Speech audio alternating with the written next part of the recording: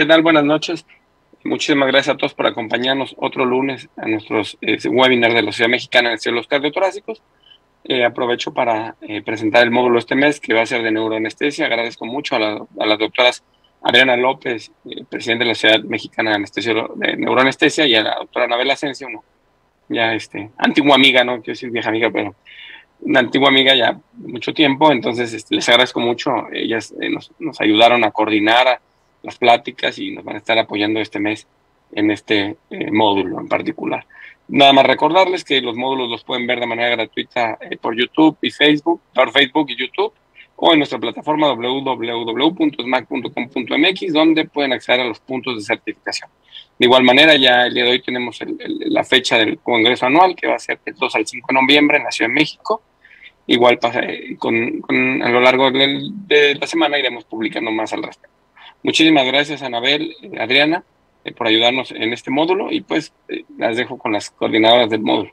Muchísimas gracias. Buenas noches. Bueno, empiezo yo. Hola, ¿qué tal? Mucho gusto. Mi nombre es Anabel Asensio. Soy anestesióloga y neuroanestesióloga egresada del Instituto Nacional de Neurología.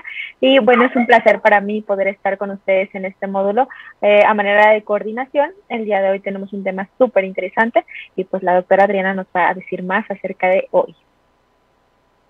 Hola, ¿qué tal? ¿Qué tal a todos? Buenas noches. Sí, el día de hoy nos va a acompañar la doctora Fabiola Vivanco Salazar. Ella es anestesióloga egresada del Centro Médico Nacional La Raza por el IMSS. Posteriormente hizo neuroanestesiología en el Hospital Juárez de la Ciudad de México. Actualmente trabaja en el Hospital HGZ 36 en el IMSS en la ciudad de Pachuca, Hidalgo. Ella nos va a hablar acerca de la autorregulación cerebral y qué tan importante es la presión arterial para manejar este tema, como pues a tumbar algunos mitos de los que ya teníamos nosotros en mente acerca de la autorregulación o conceptos que nos hemos quedado desde hace muchos años y que veamos que no es así. Y cómo todo esto ha ido cambiando nuestros conceptos y nuestra manera de ver la autorregulación cerebral. Tema muy importante también dentro de, aunque no vamos a hablar de un tema de cardioanestesio como tal, sí se relaciona, sí va de la mano, y vamos a ver cómo conjuntar estos conocimientos para todos tener un manejo integral con el paciente. Bueno, adelante, los dejo con la plática de la doctora Fabiola.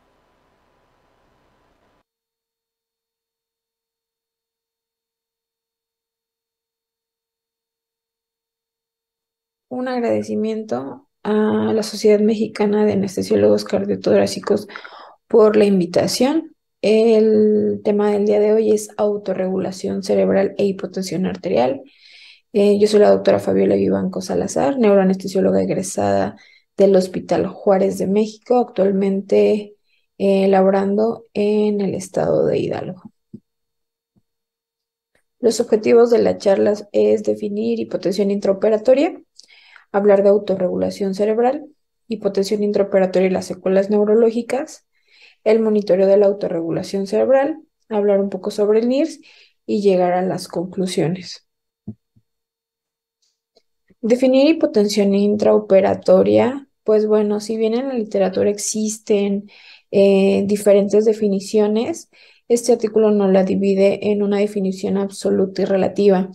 Hablar de hipotensión como una definición absoluta es una presión arterial media por debajo de 60 milímetros de mercurio o una presión arterial sistólica por debajo de 90 milímetros de mercurio. Entonces, pues este es nuestro primer término, nuestra primera definición que debemos de tener en cuenta, y una definición relativa será basada en la disminución de la presión arterial media y sistólica en base a un porcentaje que va a ir desde el 10 al 60%, que finalmente podemos encontrar también algunos cambios en algunas otras literaturas que nos hablarán del 20, 30, tal vez hasta el 40%, pero bueno, aquí nos deja un rango bastante amplio. ¿Dónde podemos ocupar o encontrarnos hipotensiones intraoperatorias? Finalmente, pues a veces se ocupa para disminuir las pérdidas hemáticas, retrasar la transfusión y en el mayor de los casos, pues para mejorar las condiciones quirúrgicas en algunas ocasiones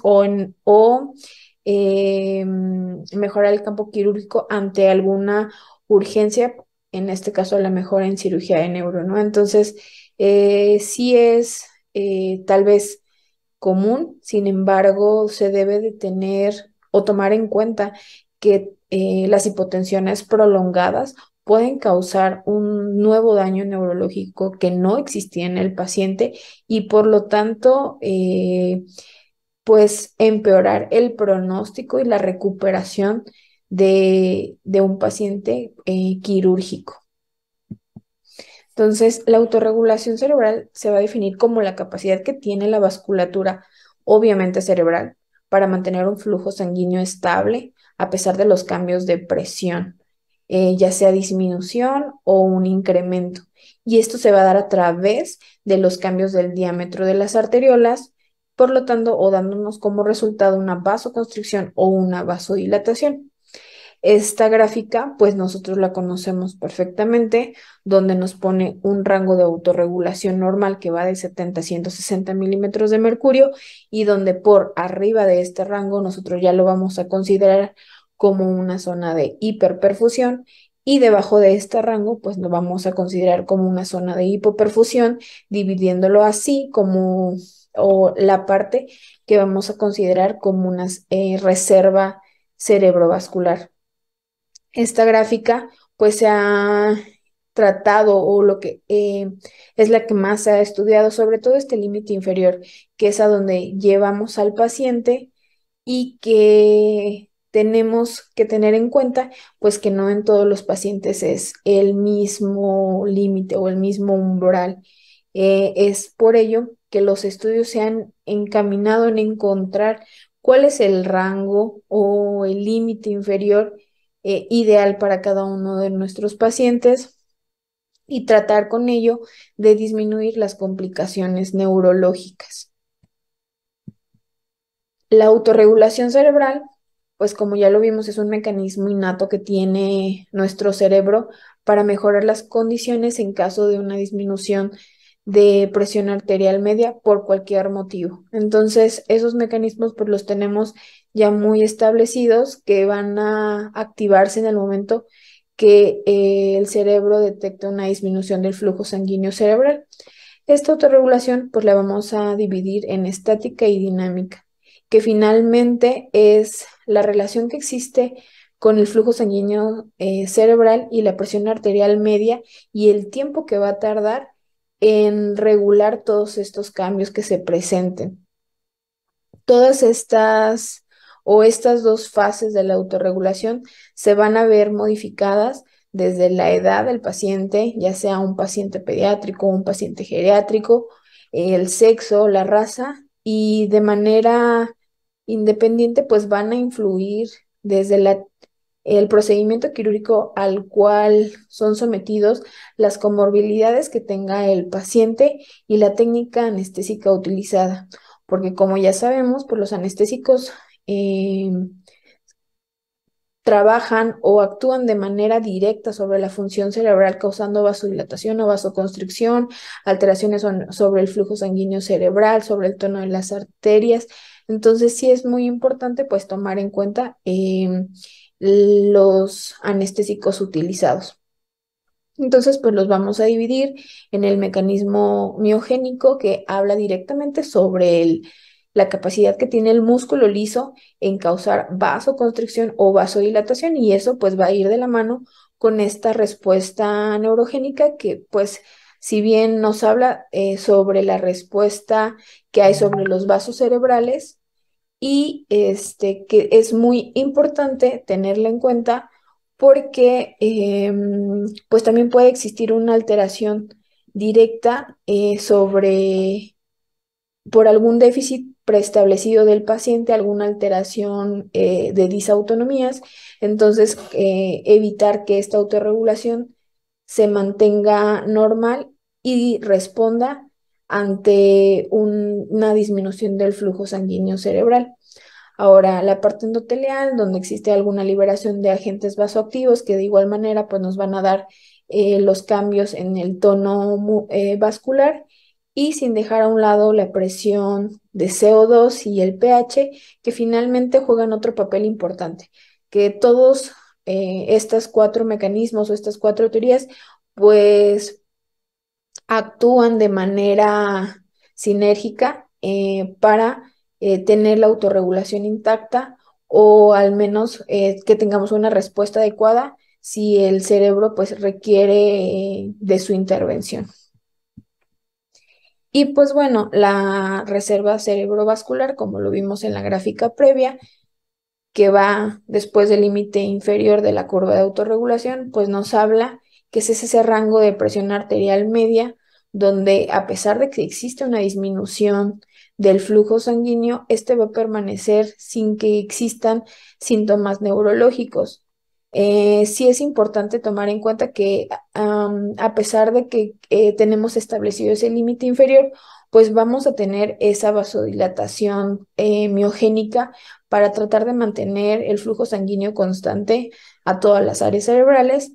Y en caso de que, pues bueno, a la inversa existiera alguna alteración o un incremento en la curva de autorregulación, pues vamos a, como respuesta compensadora, pues vamos a tener una vasoconstricción, y que los síntomas no se van a observar hasta que tengamos flujos críticos, que los vamos a ver más adelante, y que más o menos corresponde a una disminución del 40 hasta el 60 de los límites o de los niveles ya establecidos como normales. Sí es importante mencionar y recordar, o sea, como lo vamos a ir viendo, que a pesar de que tenemos ya rangos establecidos, no habría mejor manera que poder individualizar a los pacientes. No es lo mismo el límite inferior, como ya lo vimos, para un paciente geriátrico o para un paciente pediátrico, y lo mismo ocurre con los valores del flujo sanguíneo cerebral y los valores de presión de perfusión. Entonces, la hipotensión es normal, la vamos a considerar como algo normal o rutinario que podemos utilizar en todos los pacientes. Entonces, nos tenemos que hacer algunas preguntas: es si existen situaciones quirúrgicas que requieren la reducción de la presión arterial. Sí, tal vez existan situaciones donde por el procedimiento, por alguna situación durante la cirugía, se requiera disminuir la presión arterial media. Pero entonces la siguiente pregunta que nos tenemos que hacer es: ¿cuál es el límite que el sistema nervioso central va a tolerar estos cambios? Es decir, que la autorregulación se va a mantener trabajando y que va a evitar que el tejido cerebral sufra y lleguemos a una isquemia. ¿Y cuál va a ser aquellos umbrales en el que por disminución del flujo sanguíneo tengamos una lesión isquémica y que se vuelva irreversible para el paciente? Entonces, sí son preguntas que tenemos que realizarnos cada vez que encontremos o que tengamos presiones arteriales por debajo de 60, ya sea con una presión arterial media o una sistólica por debajo de 90, y preguntarnos: esa presión arterial, ¿por cuánto tiempo podemos llegar a tener una lesión isquémica o que no se presentara? Entonces, es directamente proporcional la hipotensión con la duración de la misma. Sí, sí, sí, sí lo vamos a ver. Ya en algunos estudios que nos hablan del tiempo por el cual vamos a tener un nuevo déficit neurológico cuando se presenta la hipotensión, y entonces pues tratar de evitar que llegar a esos límites en cuanto a tiempo, para no tener un nuevo déficit neurológico que complique el estado del paciente quirúrgico. Entonces, este artículo que nos habla de presión arterial y cerebro, qué tanto podemos disminuir, ellos a través de la administración de varios medicamentos trataron de encontrar el límite inferior en pacientes sanos que no les causara un daño neurológico. Entonces, lo que cabe mencionar o lo que es importante recalcar, pues son esas cifras que se van un poco más del límite inferior ya establecido, como 79, 91, 83, 73, 79. Entonces, viene otra vez esa pregunta o valorar más bien ese límite inferior que nosotros ya conocemos, porque finalmente si nosotros nos quedamos con que, pues el límite es 70, pues este paciente, entonces si lo llevamos a 70, pues ya lo vamos a causarle un sufrimiento cerebral por disminución del flujo sanguíneo, ¿no? Entonces, estos son los métodos que se utilizaron: velocidades medias a través del Doppler transcraneal, ocupar algún estudio de imagen, etcétera. Fue como se valoraron esa capacidad que tiene para autorregularse el cerebro. Entonces, pues bueno, así ya no nos quedamos con ese rango y empezamos a imaginar o pensar que esa curva pues la tenemos que individualizar. Y bueno, ¿cuál será el límite inferior entonces de la curva de autorregulación? Conocemos lo mismo, la misma curva que les presenté, misma curva. Esta la puse porque en el artículo la menciona como la línea roja, como la curva en la población más estudiada, una población promedio, y vemos las líneas punteadas, tanto como la lila como la verde, donde finalmente se modifica esa deflexión y esa inflexión, y sobre todo la meseta, porque si observamos, pues en la población promedio tenemos una meseta prolongada, establecida. En cambio, en otro tipo de población se ve modificada, es más, ni siquiera existe esa meseta, no tenemos ese rango, ese espacio, esa brecha para mantenerlos en un rango normal. Y entonces, pues muy rápidamente en esta población, pues tenemos datos de hiperperfusión o en su caso contrario de hipoperfusión. Entonces, por eso hay estudios que se siguen realizando para poder tener un rango más amplio, tal vez, del límite inferior, que finalmente es a donde normalmente se lleva a todos los pacientes quirúrgicos y no quirúrgicos, a los cuales se les está evaluando la función cerebral.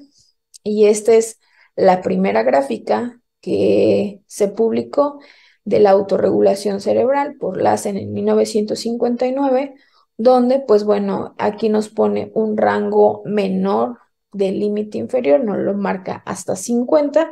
Sin embargo, pues vemos que su deflexión, pues, es más pronunciada, y que nos va a hablar, pues, de los famosos flujos críticos en los cuales, pues, el cerebro va a empezar a tener alteraciones irreversibles. Es importante entonces seguir preguntándonos si la hipotensión por el tiempo va a ser igual a mayores eventos neurológicos, y cuáles eventos neurológicos son los que se van a presentar. Normalmente pues estamos tal vez acostumbrados a ver a los pacientes con un delirio posquirúrgico, que finalmente puede estar asociado a múltiples factores, que no nada más se interviene la hipotensión, tal vez la administración de medicamentos, la edad, el tiempo de la cirugía, el tipo de la cirugía, van a afectar y nos van a producir la presencia de delirio. Pero bueno, un evento cerebrovascular de origen isquémico es otro nuevo déficit neurológico. Y bueno, los que también se describen son los déficits cognitivos agudos y tardíos, que van desde los 3 meses hasta los 12 meses después de la intervención quirúrgica, y igual un ataque isquémico transitorio, y todos esos finalmente por disminución del flujo sanguíneo cerebral. Y bueno, es importante mencionar los flujos sanguíneos críticos como están establecidos. Y bueno, en esta gráfica vemos una perfusión normal de 60 a 100 mililitros por cada 100 gramos por minuto. Y entonces ahora tenemos una hipoperfusión, vemos menos de 60 mililitros. Ahora una oligoemia la vamos a considerar como una hipoperfusión asintomática que se va a recuperar sin tratamiento de reperfusión y va del rango de más de 22 y menos de 60 mililitros por cada 100 gramos. La isquemia la vamos a considerar como una hipoperfusión, aquí ya es sintomática, es decir, vamos a tener alguna alteración neurológica, ya sea focal o segmentaria, focal o global, perdón, y pues va a ir con un rango de menos de 22 mililitros por cada 100 gramos. Aquí la vamos a dividir en penumbra y en el núcleo del infarto. La penumbra la vamos a considerar como una lesión isquémica y menos severa, que aún va a ser reversible, que va de 10 a 22 mililitros. Finalmente aquí ya se tienen que hacer algunas maniobras para la reperfusión cerebral. Y la penumbra, si no se trata, pues se va a convertir en el núcleo del infarto o ya la parte infartada del tejido cerebral, y esto ya es un proceso irreversible y lo vamos a considerar como menos de 10 mililitros por cada 100 gramos. Entonces, ya vemos ya dividido en flujo normal, disminución del flujo, esta disminución del flujo, cómo la vamos a considerar, y finalmente ya la zona que sí nos va a traer alteraciones neurológicas dependiendo de la localización. Y bueno, ya hay artículos que nos dicen o que nos hablan de la asociación de la hipotensión con una alteración neurológica, ya sean pacientes que sean sometidos a una cirugía no neurológica o ya sea pacientes sometidos a cirugía neurológica. Y las definiciones de hipotensión intraoperatoria se van a ver modificadas, es decir, por ejemplo, en este artículo que nos habla de hipotensión intraoperatoria con una presión sistólica de menos de 90, aquí nos empieza a hablar de tiempo por más de 15 minutos durante un procedimiento quirúrgico en pacientes con diagnóstico de hemorragia subaracnoidea, donde la autorregulación está completamente alterada, ¿no? Todos los pacientes con un traumatismo craneoencefálico, hemorragia subaracnoidea, la presencia de alguna tumoración, pues la autorregulación se modifica o se va a ir modificando hasta verse alterada completamente.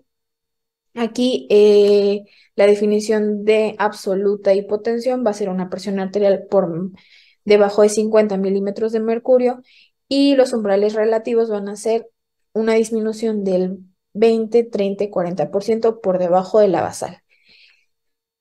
No podemos, y era lo que mencionaba, pues no podemos tener ese rango bien definido por las diferencias y la variabilidad de cada persona, de cada paciente, y entonces es por eso la dificultad para poder definir hipotensión intraoperatoria y tener ese límite inferior de la curva de autorregulación bien establecida. Entonces, una presión arterial sistólica por debajo de 80 en 90 versus una presión arterial sistólica por debajo de 60 o 70 se ve más asociado a la presencia de delirio posoperatorio o a un déficit neurocognitivo postquirúrgico. Y muy de la mano va con la edad del paciente, el tiempo de la cirugía y el procedimiento. Entonces, pues a veces es difícil independizar la hipotensión de los otros factores que van a ir de la mano para causarnos tal vez una lesión neurológica.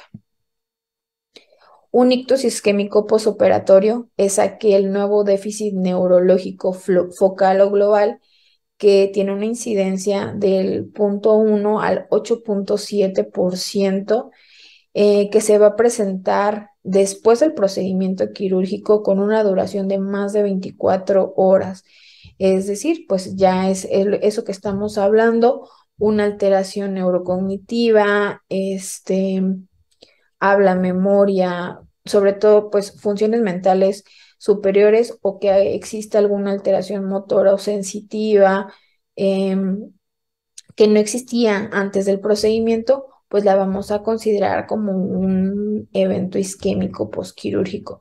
Entonces, pues la hipotensión y el resto de los factores, pues nos va a dar como resultado estas alteraciones neurológicas. Este artículo, pues es un reporte de definición intraoperatoria en adultos en cirugía no cardíaca bajo anestesia general, que nos ponen todos los rangos de presión arterial sistólica, diastólica y media para tratar de ver dónde se agrupan la cantidad de estudios que se revisaron en este artículo y hablar de la hipotensión intraoperatoria. Entonces, pues aquí vemos, ¿no? Por ejemplo, la presión arterial media por debajo de 60 milímetros de mercurio, tenemos casi más de 57 estudios donde los pacientes se mantuvieron con ese rango de presión arterial. Y en cuanto a la presión arterial sistólica, pues lo mismo, por debajo de 90 milímetros de mercurio es donde se engloba casi la totalidad de los estudios. Y entonces pues nos damos cuenta que pues son o de dónde salen estas definiciones de hipotensión intraoperatoria. Y ya cuando hablamos de la definición relativa, pues que va directamente con el porcentaje que se disminuye de la basal, pues vemos ese 30, 25, 20, y pues donde encontramos en este estudio la mayor cantidad es por menos de 20%.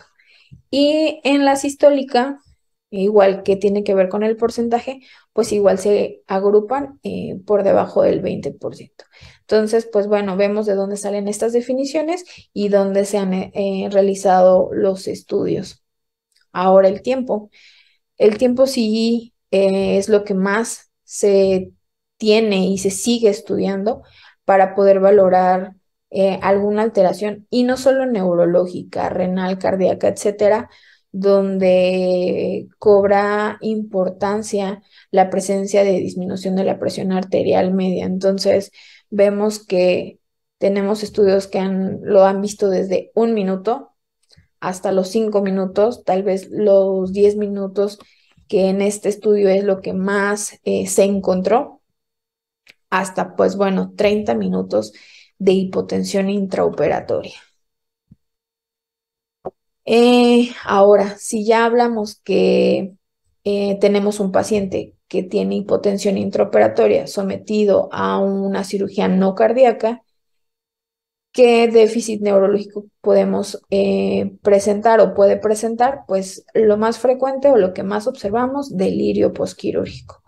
Entonces, en este estudio, publicado en abril del 2022, nos habla hipotensión intraoperatoria, es una presión arterial media por debajo de 55, por un tiempo corto, menos de 15 minutos, y por un tiempo prolongado, más de 15. ¿Cuál fue el objetivo del estudio? Pues encontrar que si existía un nuevo diagnóstico de delirio dentro de los 30 días posteriores a la cirugía. Entonces no estamos hablando casi de 24 horas. Se hizo el seguimiento por 30 días después del procedimiento quirúrgico. El objetivo del estudio, pues, a evaluar la asociación que existía tras la disminución de la presión arterial media por más del 30% desde el inicio, o sea, desde la basal, y la presencia del delirio posoperatorio. Y pues estudiaron 316,000 pacientes y encontraron que 2,183, que corresponde al 0,7%, presentaron delirio postquirúrgico a los 30 días. Y ahora, de ese total que tuvo delirio postquirúrgico, quisieron ver cómo se asociaba de acuerdo al tiempo en que se mantuvo la hipotensión.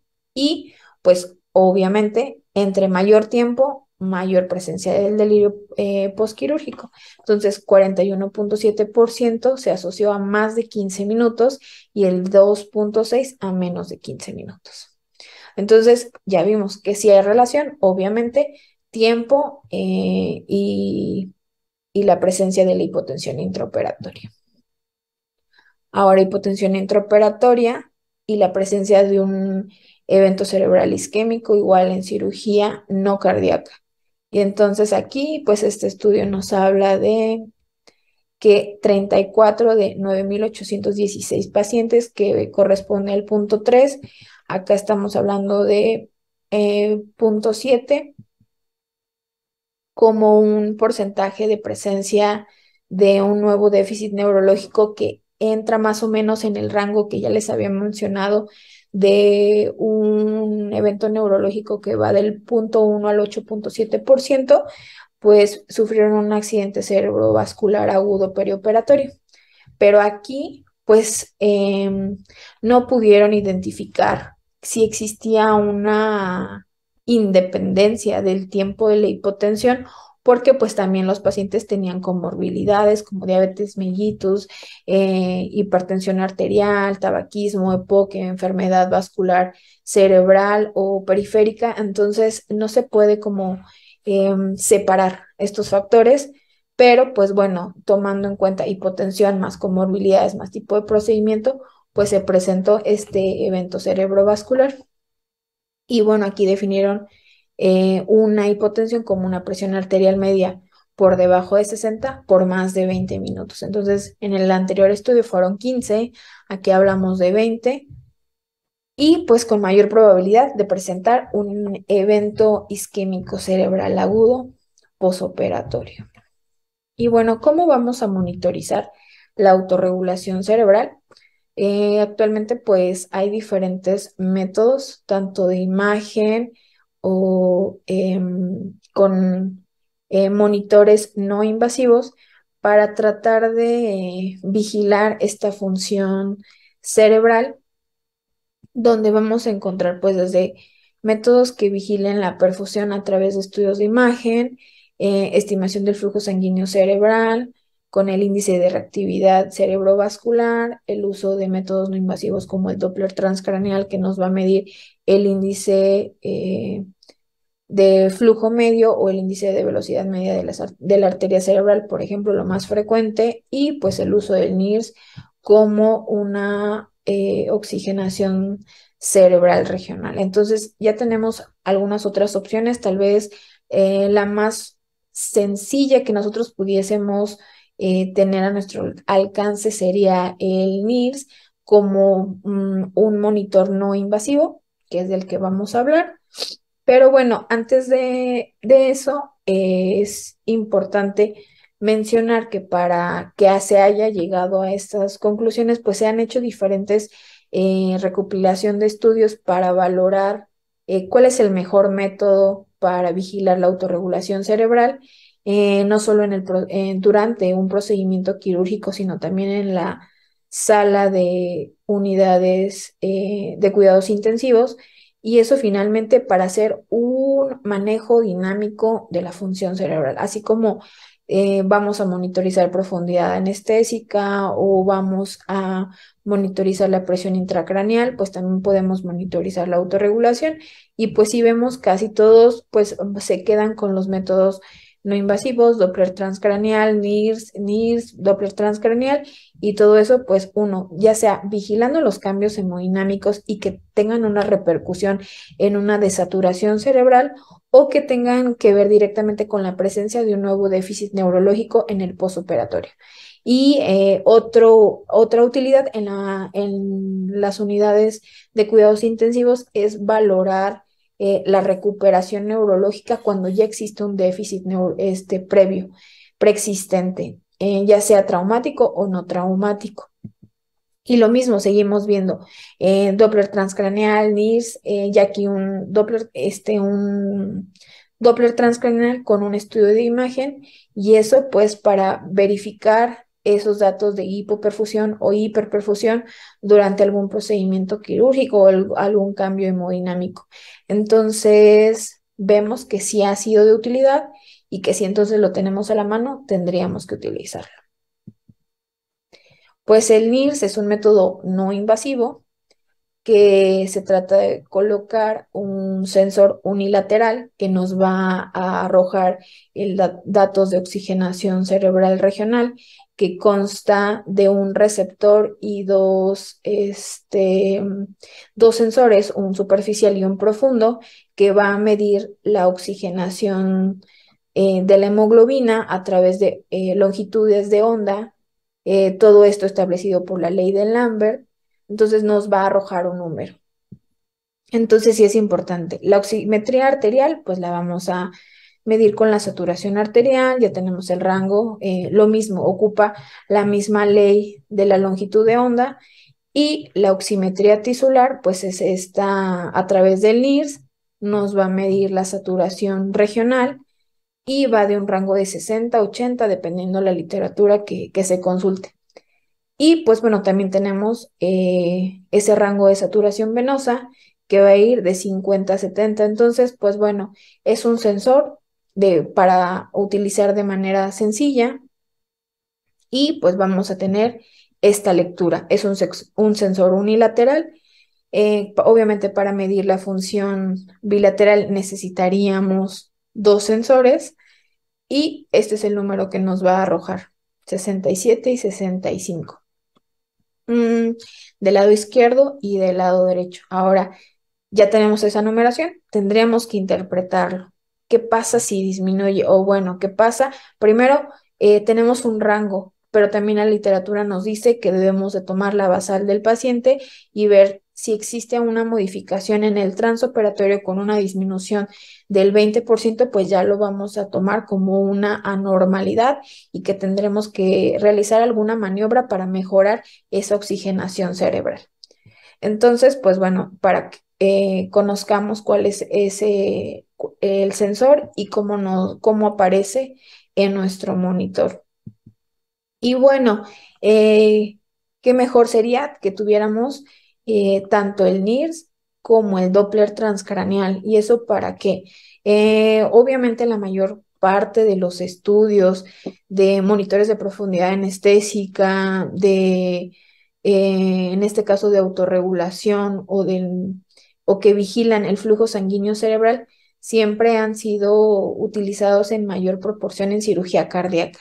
¿Y esto por qué? Porque tratan de evitar las complicaciones que existen después de estos procedimientos, que tienen que ver mucho con el edema cerebral, zonas de isquemia cerebral o la hiperperfusión cerebral. Entonces es donde más se han utilizado y donde se siguen realizando la mayor cantidad de estudios. Entonces, aquí en este estudio que ocuparon Doppler transcraneal, donde midieron velocidades de flujo, tenían la oxigenación cerebral, estuvieron monitorizando a los pacientes en cirugía cardíaca, y aquí es muy importante, estaban obviamente con un periodo en circulación extracorpórea, que igual es muy importante monitorizar este punto de la cirugía, y pues hicieron esa correlación de la oxigenación cerebral con el flujo sanguíneo. Y entonces, entre más se mantenía cercano a cero, podíamos decir que la autorregulación se mantenía intacta y que no teníamos ningún problema en cuanto a cambios en la autorregulación. Pero si se iba alejando del cero, llegando a uno, pues quería decir que esta autorregulación estaba teniendo modificaciones para tratar de compensar los cambios hemodinámicos que se encuentran a nivel cerebral. Entonces, pues bueno, tal vez no todos tenemos acceso a estos monitores, pero conocer la importancia que tienen utilizar pues más de uno. Y bueno, finalmente el uso del NIRS en el transoperatorio ha venido a tener un mayor impacto para mejorar las condiciones cerebrales, y saber que actualmente no solo es ver las desaturaciones cerebrales, sino hacer el seguimiento de los pacientes que tienen ya una alteración neurológica, y que se va a vigilar toda la recuperación de esta función, ya sea motora, cortical, seguir vigilando la función de la oxigenación cerebral, y como algún monitor para algún medicamento o maniobra terapéutica que se esté utilizando. Por ejemplo, sobre todo en los pacientes con un traumatismo craneoencefálico, ¿no? Donde se han seguido buscando líneas de tratamiento para evitar esas lesiones secundarias, ¿no? Entonces sí es muy importante tener en cuenta o que el NIRS como un monitor de profundidad anestésica cuando nosotros tenemos alcance, pues nos arroja más que un número y que podemos actuar ante la modificación de este. Y bueno, pues lo mismo, Cochrane ya ha sacado su artículo donde nos habla de igual el uso del NIRS en el perioperatorio en pacientes adultos y pediátricos y todo esto para prevenir alteraciones cognitivas postquirúrgicas, recalcar la importancia que tiene el uso del NIRS como un monitor para mejorar la parte cognitiva en los pacientes y que nos puede ser útil para evitar la presencia de delirio postoperatorio o de alguna alteración cognitiva postquirúrgica. Este artículo me gustó. Son tal vez una muestra pequeña, fueron 43 pacientes. A esos 43 pacientes los dividieron en pacientes que fueron monitorizados con IRS y aquellos que no fueron monitorizados, que fueron sometidos a una cirugía de columna en posición prono, donde, bueno, aquí ya tenemos algo diferente, ¿no? Que es la posición, donde vamos a tener cambios hemodinámicos que pueden alterar directamente con el flujo sanguíneo cerebral y con el flujo sanguíneo a nivel medular. Entonces, ellos evaluaron la función cognitiva prequirúrgica a los 7 y a los 30 días. Y esto tratando de evitar que existiera una nueva alteración y vieron que una disminución del 40% de la oximetría cerebral, pues se asoció a alguna alteración nueva. Que es importante recalcar, no tenemos NIRS y lo único que tenemos es el monitoreo convencional. Entonces, pues bueno, ellos hablan que entonces, pues se tenga que evaluar presión arterial media, frecuencia cardíaca, saturación arterial y todo el contexto del paciente, todas las comorbilidades que tiene, diabético, hipertenso, obeso, enfermedad renal crónica, que esté tomando algún medicamento como los beta bloqueadores, que es finalmente ahí es otra parte que nos habla o que se asocia a hipotensiones intraoperatorias que son tal vez difíciles de manejar. Y bueno, este algoritmo viene en el artículo y nos dice, tenemos monitor de la profundidad, perdón, monitor de la oxigenación cerebral y tenemos una reducción del 20% bilateral o de un lado. Tenemos que vigilar pues la posición de la cabeza. En este estudio fue posición prono, entonces si está comprometida el flujo sanguíneo por una mala posición de la cabeza, pues vamos a tener reducción de este valor de oxigenación cerebral. Entonces, pues tenemos que, si a pesar de eso, si la cabeza está bien colocada, tenemos disminución de la presión arterial media asociado a una desaturación cerebral, pues buscar la etiología. Si a pesar de eso empezamos a tener alguna alteración en la oxigenación periférica, pues igual buscar cuál es la etiología y tratarla. Igual, ¿qué otra cosa que tenemos que vigilar? Pues la presión arterial del CO2. Entonces, siempre en rangos normales para evitar que haya vasodilatación o vasoconstricción.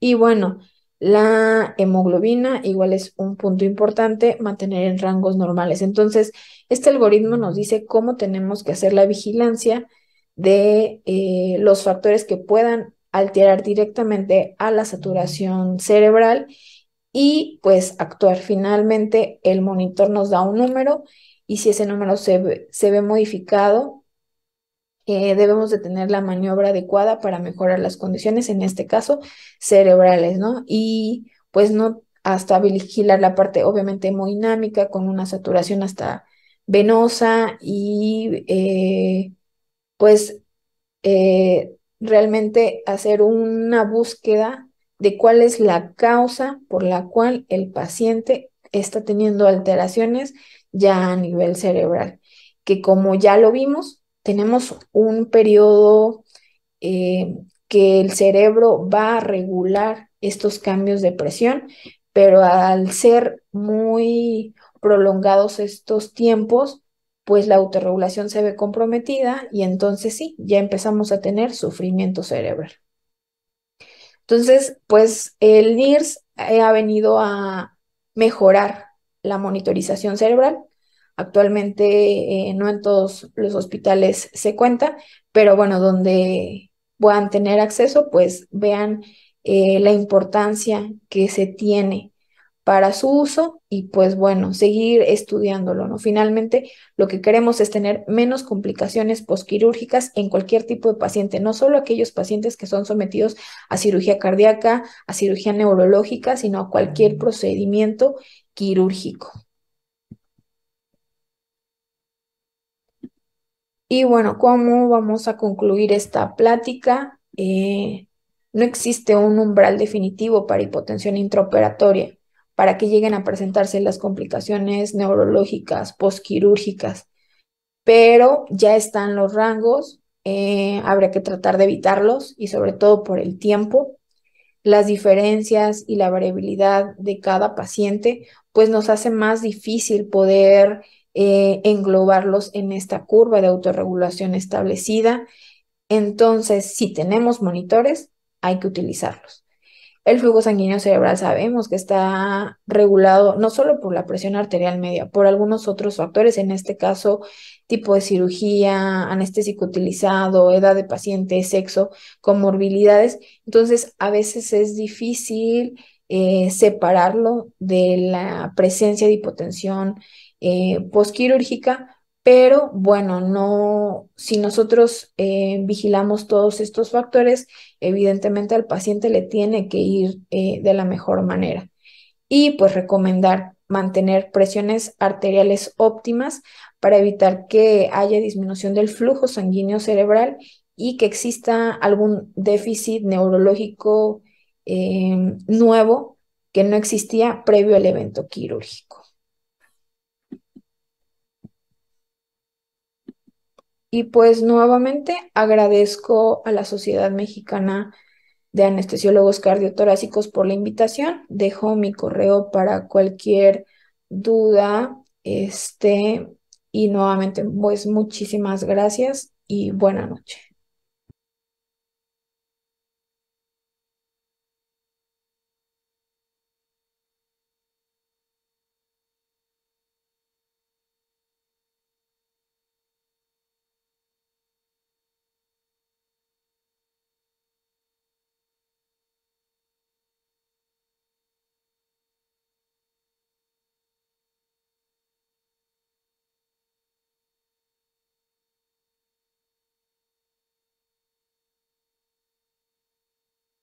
Gracias a la doctora Fabiola Vivanco por darnos esta plática. Escogimos este tema para iniciar el módulo que muy amablemente el doctor Guillén nos invitó a la Sociedad Mexicana de Neuroanestesiología para hablar de temas relacionados. Quisimos empezar con esto, autorregulación, porque no es un tema que sea propio o exclusivo del paciente neuroquirúrgico, si bien es donde más abordamos el tema o es donde en los congresos generalmente ahí damos este tema o ahí platicamos acerca de esto, pues no es propio del paciente neuroquirúrgico, tenemos que abordarlo en todos los pacientes.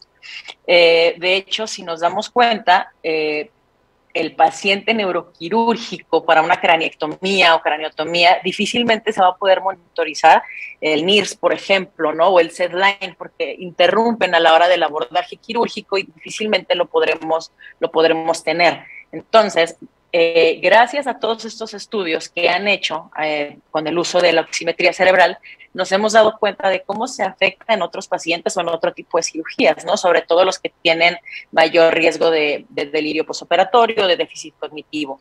Entonces, no es propio utilizar una oximetría cerebral en cirugía de neuro, se puede utilizar en cualquier cirugía y con esto irnos dando cuenta de cómo hay cambios y variabilidad o cómo se disrumpe la autorregulación cerebral en pacientes no neurológicos o no neuroquirúrgicos, ¿sí? Tan simple como una fractura de cadera o los pacientes de uro, que son los pacientes más vulnerables, los pacientes geriátricos, pues aquí podríamos tomarlo, ¿no? Y nos gustó abordarlo desde este punto de vista de, bueno, ¿qué tan bajo es bajo? ¿Cómo sé que mi paciente está hipotenso? Si mi paciente a todo el mundo nos dicen, ¿no? Bueno, es un 20% de tu presión arterial basal y de ahí no te bajes, ¿no? Pero luego llega el paciente que llega con 180 sobre 100 y hay que irlo bajando paulatinamente y luego ya de repente por ahí ven un 120/80 y dicen, pues ya la presión arterial está normal, ahí lo dejamos, y que se quede. No, bueno, ese paciente, esa presión ya no es normal, aunque esté dentro de los parámetros y que consideramos normales, pues para ese paciente no es normal y probablemente si se prolonga el tiempo, como bien nos dijo la doctora Fabiola, ¿cuánto tiempo va a estar así ese paciente para que demuestre o tenga un daño neurológico posquirúrgico? Y la otra cosa es, la doctora nos decía, bueno, pues sí, ¿no? Lo ideal es que todos tuviéramos oximetría cerebral en nuestros quirófanos. Lamentablemente yo creo que pues el 20 o 30% de los hospitales públicos llegaran a tener acceso a esto. Digo, ya si estamos hablando del medio privado, pues probablemente todos podamos conseguirlo. Pero por el medio público o institucional, yo creo que sí nos quedamos como por el 30%. Entonces, para los residentes que nos acompañan o los médicos que están en hospitales de segundo nivel, donde sí tenemos mucho paciente geriátrico, ¿de qué otra cosa nos podemos valer o cómo podemos monitorear esta hipotensión? ¿Cómo saber qué tan bajo es bajo en los pacientes? ¿Y qué otros parámetros pudiera tomar yo, ya sea invasivos o no invasivos en el paciente, para irme dando una idea de si pudiese tener un daño neurológico posterior, doctora Fabiola? Pues lo ideal sería obviamente tener el IRS, ojalá pudiéramos tenerlo todos, pero bueno, otra cosa importante que creo que ha venido a tomar importancia en la mayor parte de los hospitales es monitoreo de la profundidad anestésica, que ese tal vez sería uno de los primeros, porque obviamente nos está hablando de la función cortical y de la profundidad anestésica o de qué tanto estamos ocupando nuestros anestésicos y que esté causando una modificación en la vasculatura cerebral. Entonces, ese podría ser uno, porque algunos nos dan brotes de supresión y entonces eso nos está hablando de disminución del flujo sanguíneo a nivel cerebral. Y pues casi ahora sí hay más presencia de estos monitores en los hospitales, pero finalmente nos tenemos que quedar tal vez con el monitoreo convencional, que es el que pues todos los pacientes tienen, donde tenemos oximetría, presión arterial media y pues sobre eso pues las curvas que nos enseñaban inicialmente, pues esos cambios desde pletismografía hasta la curva de la presión arterial media, donde se ven modificadas ante los cambios de presión.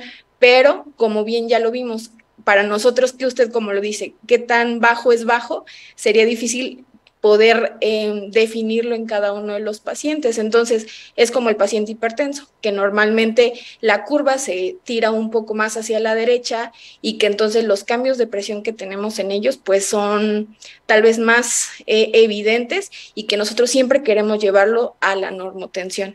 Entonces, sería como difícil, pero bueno, la variabilidad de presión de pulso podría ser una opción, pero pues al menos para poder vigilar un poco más, tal vez yo me quedaría con monitores de profundidad anestésica. Y pues algo que sí creo que no hacemos de forma rutinaria es evaluar de forma prequirúrgica la función cognitiva. O sea, ¿cuántos realmente hacemos una anamnesis previa y que podamos valorarlo después del procedimiento, por lo menos, ¿no? Porque al final nosotros no nos quedamos ni con los pacientes ni a los 7, ni a los 30, ni mucho menos al año, ¿no? Entonces, eso sería lo ideal y poder evaluar, sobre todo igual pacientes despiertos que tengamos con anestesia regional, que también tiene cambios hemodinámicos y que va a repercutir directamente con el flujo sanguíneo cerebral, pues poder evaluar en el transoperatorio, como usted bien lo dijo, los pacientes de uro, esos pacientes que tenemos bajo anestesia general y que tenemos esos cambios de presión, ¿no? Entonces, sí pudiésemos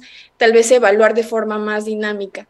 ¿Qué tan bajo es bajo? Ahí, no sé, ahí yo creo que sí tendríamos que ocupar algún monitor no invasivo, pero que vaya directamente con la función cerebral. No todos, a lo mejor el NIRS, el Doppler transcraneal también ha venido a tener un auge mayor. Tal vez no lo utilizamos o no se encuentra en todos lados, pero ya la mayor parte de los anestesiólogos se está adiestrando para poder vigilar por lo menos la ventana temporal y el flujo sanguíneo de la arteria cerebral media. Entonces creo que es también algo importante. No lo toqué porque pues sí es un tema como muy diferente, con tal vez otro enfoque, pero pues yo me quedaría tal vez con esos. Muy bien, gracias. Tenemos, creo que algunas preguntas por ahí, Anabel. Sí, tenemos acá algunas preguntas. Felicidades, doctora Fabiola, la verdad, muy buena plática. Nos pregunta un doctor que tiene como seudónimo dexmeropivacaína, que ¿qué nos puede decir, doctora, de la hipotensión controlada en cirugía de otorrinolaringología? Pregunta exactamente por las cifras que serían aceptables de presión arterial media en el paciente que es sano. Es que como ya lo vimos, al final los estudios, y hay ese artículo que sobre todo trató de buscar cuál es ese rango en el del límite inferior de la curva de autorregulación y que no compromete tal vez, o no la compromete tanto, sigue estando un poco pues en discusión. Ahora, por eso nos dejarán esas definiciones relativas o absolutas para poder nosotros hacer esa disminución de la presión arterial media, es decir, iniciar con un 10%, un 20% y tal vez ahí esperarnos a que no exista ninguna modificación. Y como lo vimos al final en el algoritmo, tenemos los cambios en el NIRS, obviamente si hay una disminución en el NIRS, evidentemente después no lo marca, va a haber cambios a lo mejor en la oximetría, en la presión arterial media, y pues vamos a ir teniendo cambios hemodinámicos en el resto, bueno, en el resto del monitoreo. Entonces yo creo que nos quedaríamos con eso, ¿no? Sí, la cirugía de otorrino creo que es donde más nos enseñaron o vimos que hay hipotensiones controladas, pero yo creo que va mucho en el tiempo. ¿Cuánto tiempo podemos tenerlo?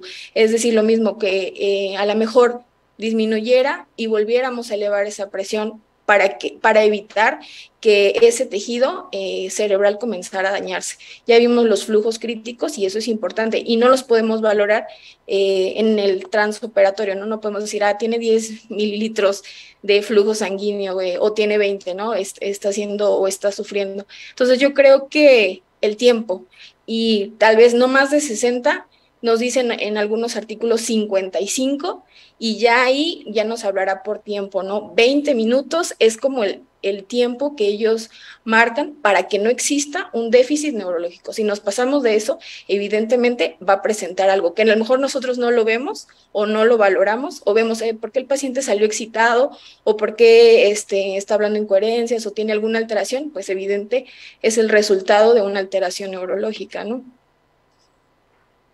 Sí, claro, también hay que considerar que esa maniobra pues es algo que se hacía hace muchos años de manera rutinaria y actualmente ya contamos con agentes farmacológicos que nos pueden ayudar a disminuir el sangrado sin necesidad de tener al paciente en una hipotensión controlada. Sí, claro. Y bueno, otra pregunta que nos hace el doctor o doctora Jos Sánchez, autorregulación e hipotermia. ¿Qué nos puedes decir de esto? Autorregulación durante la hipotermia. Sabemos que también aquí habla mucho o entra todos esos factores que regulan ahora sí que modifican o cambian una autorregulación normal, la hipotermia, y eso es algo que también mencionaban mucho con el NIRS, o sea, paciente hipotérmico donde se ocupa el NIRS, evidentemente vamos a tener como datos erróneos. Sí se ve modificada la hipotermia, con la hipotermia la autorregulación, es por eso que si antes se ocupaba igual como una maniobra establecida a lo mejor en el paciente neurocrítico, actualmente está casi en desuso, únicamente hipotermia cuando hablamos de un paciente RCP, que son como el algoritmo como lo sigue, pero tenemos cambios a nivel de las membranas celulares con la hipotermia y cuando queremos realizar un recalentamiento, no tenemos las condiciones en los hospitales para poder hacer esa maniobra sin que tengamos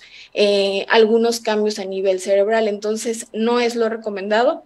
En el paciente neuroquirúrgico casi ya no se utiliza.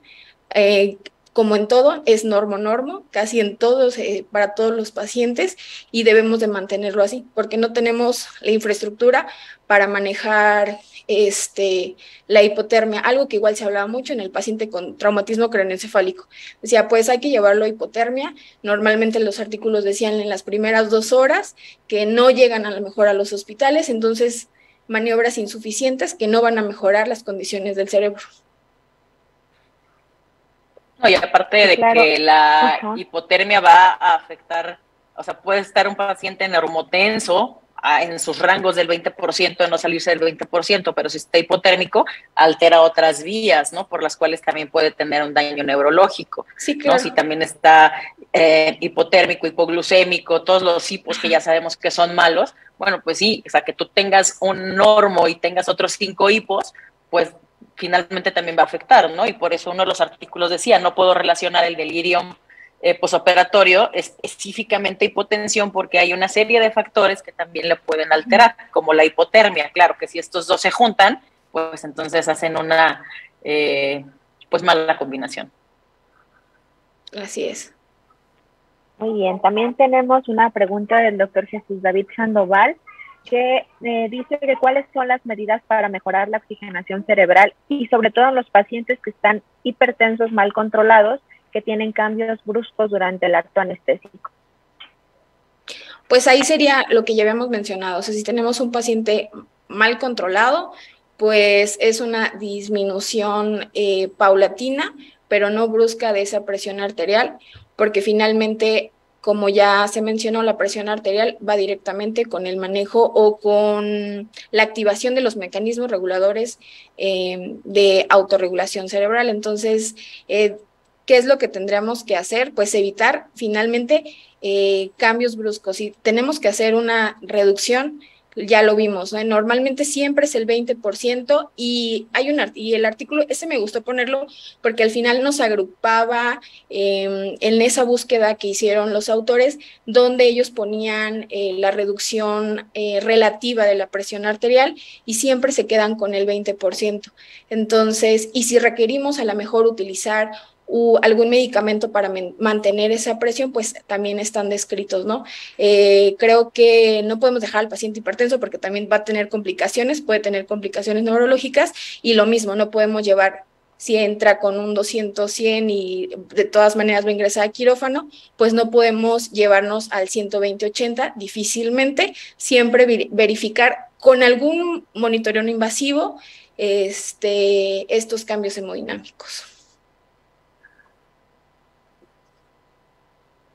Creo que ya tenemos la última pregunta por acá de la doctora Patti Alepaz, que nos cuestiona acerca de los pacientes que están usando beta bloqueadores y pregunta específicamente cómo podemos prevenir o tratar la hipotensión asociada al uso de beta bloqueadores.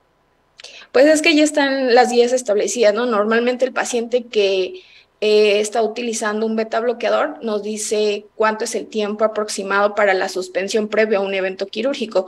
Eso pues creo que ya lo conocemos, pero finalmente si la hipotensión es prolongada y ya lo requiere la administración de algún medicamento, pues los tenemos a la mano. Qué malo que a lo mejor no es un procedimiento de una cirugía mayor, donde hay una pérdida sanguínea, pero si tenemos que utilizar un vasopresor, aunque sea un procedimiento electivo de una cirugía menor, pues tenemos que realizarlo porque finalmente ya lo vimos, el tiempo asociado a la hipotensión sí nos va a hablar de una lesión cerebral. ¿De qué magnitud? Pues la vamos a conocer hasta el final y tal vez a nosotros no nos toque. Entonces, si es necesario ocupar un medicamento para aumentar esa presión arterial, tenemos que hacerlo.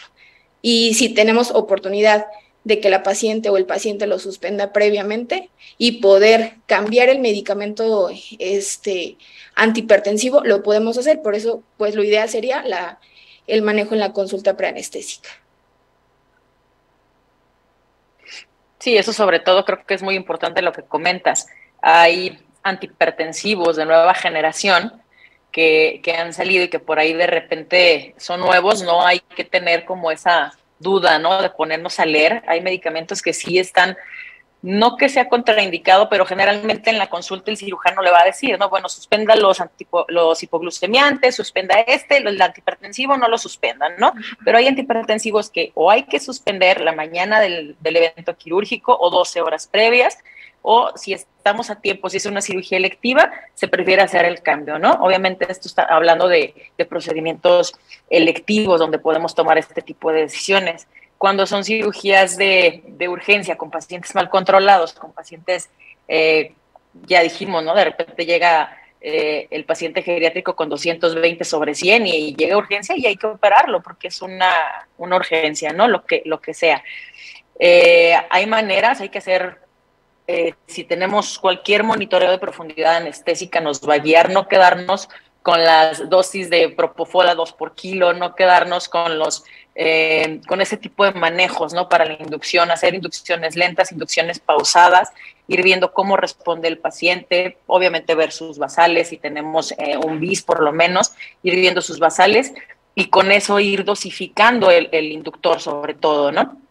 Y la otra es no tenerle miedo a las aminas. Si es un paciente que llegó hipertenso y que durante la inducción o el posicionamiento o durante la pérdida de sangre o lo que sea bajó, no hay que tenerle miedo. A lo mejor vamos a usar las aminas nada más media hora, pero esa media hora de verdad le va a ser muy útil al paciente en el postquirúrgico. Entonces, luego también por ahí, yo sé que tenemos también la otra parte que dice, bueno, es que si usas aminas aumentas la mortalidad en tanto por ciento en el paciente. Bueno, pues sí, pero si no le pongo aminas el tiempo que lo necesita, pues también voy a aumentar la calidad de vida de ese paciente a posteriori, ¿no? Entonces, no tenerle miedo a las aminas, hay que usarlas cuando son necesarias. Igual los fármacos antihipertensivos, para el transanestésico sí es necesario. Esmolol creo que es uno de los medicamentos que podemos titular más fácil, que podemos mantener infusiones transoperatorias y que digamos que son como de los más nobles para el cerebro. Bueno, al menos nosotros en neuro es uno de los antihipertensivos que utilizamos con mayor frecuencia por esa, digamos, protección o neuroprotección que se le ha adjudicado al esmolol. Entonces creo que es una buena alternativa que tenemos en caso de que presentemos alguna de estas situaciones. Pues bien, muchas gracias a la doctora Fabiola, muchas gracias a Anabel por ayudarnos a coordinar esta sesión, muchas gracias al doctor Raúl Guillén por invitar a la Sociedad Mexicana de Neuroanestesiología, a nombre del doctor Luis Moctezuma, presidente, un agradecimiento, y bueno, continuaremos con ustedes los siguientes lunes de este mes con más temas que esperamos que sean de mucha importancia y de interés para su práctica clínica diaria. Muchísimas gracias y buenas noches a todos. Buenas noches. Hasta luego. Hasta luego. Buenas noches, gracias.